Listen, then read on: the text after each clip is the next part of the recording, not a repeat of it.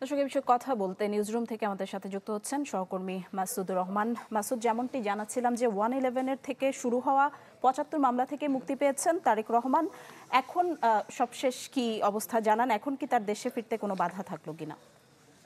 আসলে তারেক রহমানের দেশে ফিরতে বাধা ছিল না বলে তার আইনজীবীরা বরাবরই বলে আসছিলেন, কিন্তু আইনগত যে প্রক্রিয়া ছিল সেটি কিন্তু আজকে শেষ হয়ে গেল বলে আমরা বলতে পারি। কারণ হলো যে এই একটি মামলাই ছিল যেটিতে তার বিরুদ্ধে সাজা দেওয়া হয়েছিল ২০২৪ সালের আগস্টে।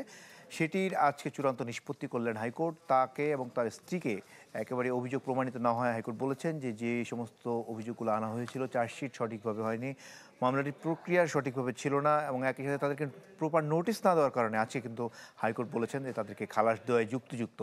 আর এর আগে যে তারেক রহমানের বিরুদ্ধে মামলাগুলো ছিল সেখানে জিয়া অরফানেজ ট্রাস্ট মামলায় তাকে সাজা দিয়েছিলেন নিম্ন আদালত, এবং একই সাথে তাকে ২১শে আগস্ট গ্রেনেড হামলা মামলা সাজা দিয়েছিলেন।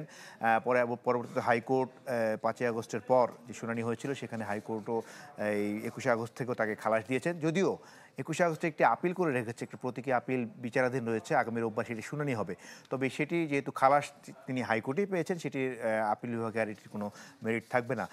আর এরপরও তাকে একটি মামলায় তাকে কিন্তু এক বিচারক সাজা দিয়েছিলেন, নিম্ন আদালতের সাজা দেওয়া হয়েছিল তাকে। সিঙ্গাপুরে অর্থ পাচারের একটি মামলা তাকে খালাস দিয়েছিলেন বিচারিক আদালত। পরবর্তীতে সেই বিচারক কিন্তু দেশ ছেড়ে পালিয়ে যান, কিন্তু এই মামলাতেই পরবর্তীতে যেটি হয় তাকে কিন্তু হাইকোর্ট ৭ বছরের কারাদণ্ড দিয়েছিলেন।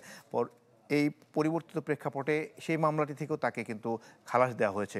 সব মিলে যত মামলাগুলো রয়েছে সবগুলো থেকে হত্যা মামলা ছিল তার বিরুদ্ধে রাষ্ট্রদ্রোহ মামলা ছিল, ৭৫টি মামলার মধ্যে ৬৫টি মামলা ছিল যেগুলো পিটিশন মামলা, যেগুলো আদালতে গিয়ে করা হয়েছিল। বঙ্গবন্ধু শেখ মুজিবুর রহমানকে কটূক্তি করেছিলেন এরকম একটা অভিযোগ আনা হয়েছিল, এবং অভিযোগ আনা হয়েছিল বিশেষ ক্ষমতা আইনের ৩টি মামলা ছিল, তথ্য যোগাযোগ প্রযুক্তি আইনের মামলা ছিল, ডিজিটাল নিরাপত্তা আইনের মামলা ছিল, এবং চাঁদা দাবির অভিযোগের মামলাও ছিল। এবং সব মামলাগুলোই কিন্তু বলা যায় আজকে সব রকম নিষ্পত্তি হয়ে গেল, যেহেতু এই মামলাটিতে খালাস দেওয়ার পর তার বিরুদ্ধে আর কোনো দণ্ড রইল না, কোনো সাজা রইল না।